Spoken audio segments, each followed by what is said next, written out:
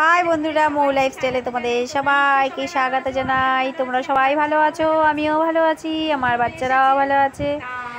আজকে আমি তোমাদেরকে দেখাবো কি করে ফ্রেশটাকে মানে ক্লিন করে প্রথমে, তারপরে আমি কি করে ধবধবে ফর্সা হই আর কি পুজোর আগে। এই কালো চামড়াটাকে আমার ধবধবে ফর্সা করতেই হবে। তার আগে এই দেখো ফেস ওয়াশ নিয়ে নিয়েছি, যেটা আমি রেগুলার ব্যবহার করি। সেই ফেস ওয়াশটাকে দিয়ে ভালো করে মুখ ধুয়ে নেব। ফেস ওয়াশ দিয়ে মুখ ধুয়ে চলে এসেছি। দেখো কত সুন্দর করে ডলে ডলে, এই স্কিনটাকে ডলে ডলেই আমি ফর্সা করব, আর কিছু না। ডলে ডলে তো পরিষ্কার করাই যাবে, বাসন যেমন মাজলে চকচকে হয়, তেমন স্কিনটাকেও ডলে ডলে ফর্সা করতে হবে, তাই না বলো? আর পুজো চলে এসছে, পুজোর সময় তো একটু পরিষ্কার না হলে ভালো লাগবে না, একদম কালা কালা দেখতে কি বিচ্ছিরি লাগবে বলো তো। এই দেখো উষ্ণ গরম জল নিয়ে নিয়েছি, নিয়ে তার মধ্যে নুন দিয়ে দিলাম।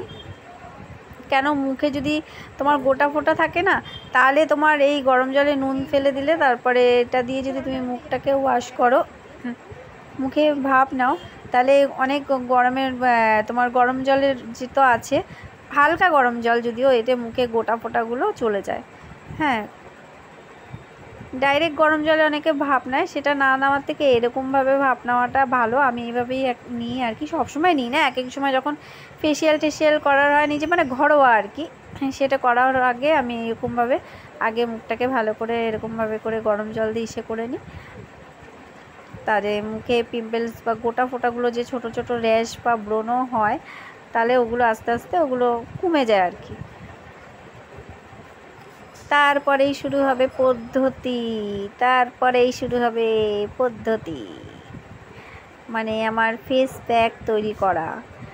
ফেস প্যাক তৈরি করার মানে আমি যে কত রকমের ফেস প্যাক তৈরি করে মুখে যে মাখি, তাও কালা চামড়া কিছুতেই সাদা হয় না গো, কিছুতেই হয় না। হবে অবশ্য, আর না হয়ে তোরা যাবি কোথায়? হতে তো তোকে হবেই বে, কতদিন আর কালো হয়ে থাকবি? সাদা তো তোকে হতেই হবে, আর ডলতে ডলতে তো সাদা হবেই, ডলতে হবে ভালো করে ঝামা দিয়ে। এর জন্য এখন থেকেই পুজোর আগে রেডি হয়ে যাচ্ছি, একটু ডলে ডলে যদি কিছুটা অন্তত সাদা, কিছুটা অন্তত একটু অন্তত পরিষ্কার হওয়া যায়, তাই না?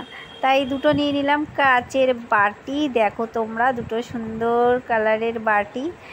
তা বাটি দেখা তোমরা কী করবা, বাটি দেখা কাম নাই, যাই হোক। এই দেখো বাটির মধ্যে নিয়ে নেবো 1 চামচ বেসন।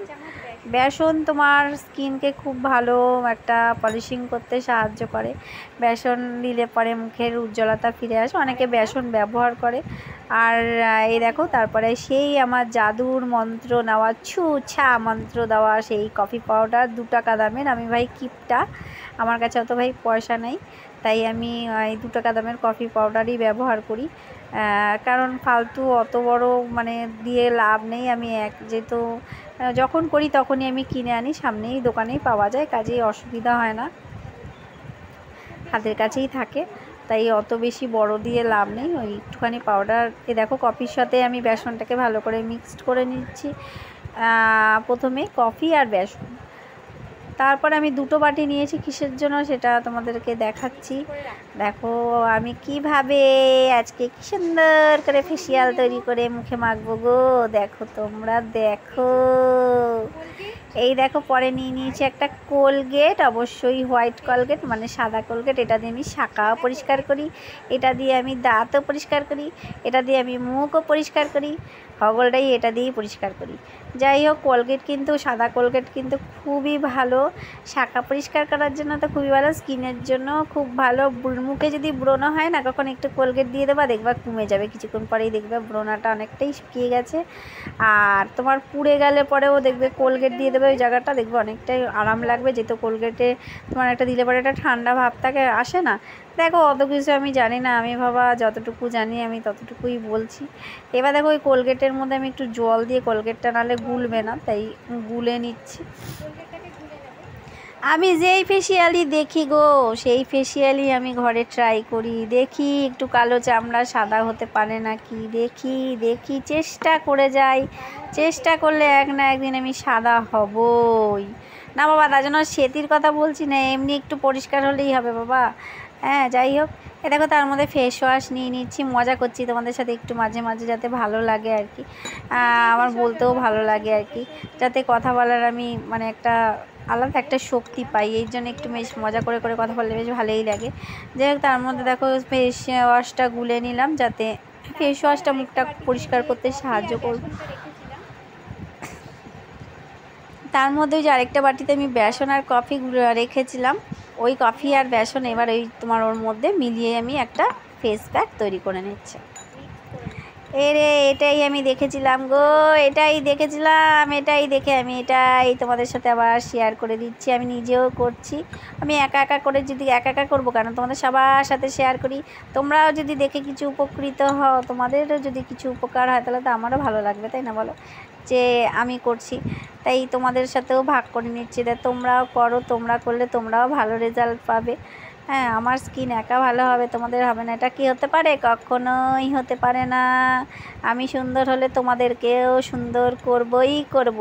এটা ছেলেরাও করতে পারো, মেয়েরাও করতে পারো, কোনো ব্যাপার না। এগুলো সব হার্বাল প্রোডাক্ট, যেটা হার্বাল জিনিস, ঘরোয়া জিনিস, এতে কোনো মানে কিছু হবে না।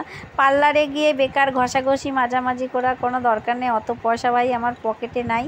এবার আর তারপরে তোমার সেরকম ভালো পার্লারে গেলে এখন অনেক খরচা, পুজোতে এমনিতেই অনেক খরচা আছে, তারপরে আবার পার্লারে গিয়ে অত পয়সা নষ্ট করার দরকার নেই।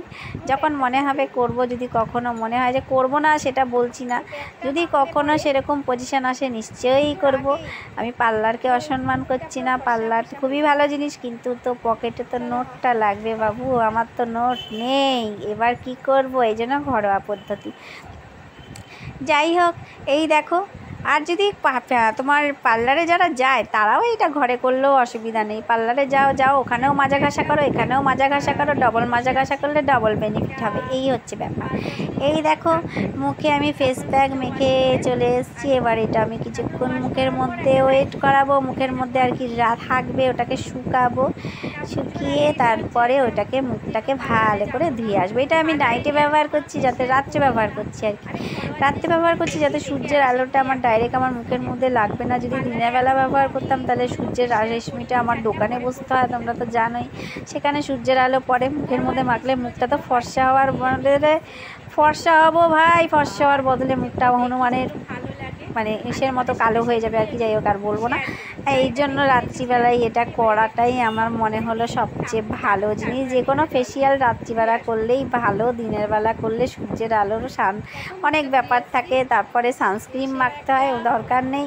সানস্ক্রিন মাখা তো খুবই ভালো স্কিনের পক্ষে, দিনের বেলা যারা রোদে বেরাও খুব একটু সানস্ক্রিন মুখে অবশ্যই মেখে তারপরে মেকআপ করা উচিত। হ্যাঁ, যাই হোক, এই দেখো আমি নাইট ক্রিম মাখছি, এটাও কিন্তু ঘরোয়া।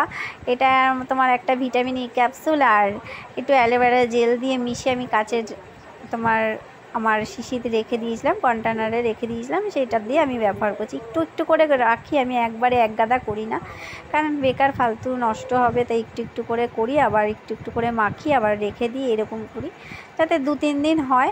মানে এইটা আর কি, ক্রিমটা আর কি, তার জন্য ফেসিয়ালটা না, ফেসিয়ালেরটা যখন একটা তখনই। এবার এটা মাখার পর দেখো, মানে কি বলবো, এগুলো আস্তে একদিনে তার হবে না, সে আমিও জানি। মাখতে মাখতে মানে ডলতে ডলতে ডলতে ডলতে ডলতে ডলতে অপেক্ষা করতে করতে করতে করতে তারপরে হবে। যে কোনো জিনিস একবারে ঝট করে হয় না, একটুখানি ধৈর্য নিতে হয়। তাই আমিও একটু ধৈর্য নিয়ে একটু ধৈর্য নিয়ে তারপর এই জিনিসটা করছি। দেখো, আমি আমার এইভাবে কথা বলছি কারণ আমি এমনি ভালোভাবেও কথা বলতে পারি। যারা ভেবো না আমি ভালোভাবে কথা বলতে পারি না, ভালোভাবেও কথা বলতে পারি। আমি আমার বাচ্চাদের সাথে এইভাবে কথা বলি, তো তাই আমার এইভাবে কথা বলতে খুব ভালো লাগে। কিন্তু কি করব, তাও ভিডিওতে এসে ভালোভাবে কথা বলি। যাই হোক, এবার ভালো কথা শোনো।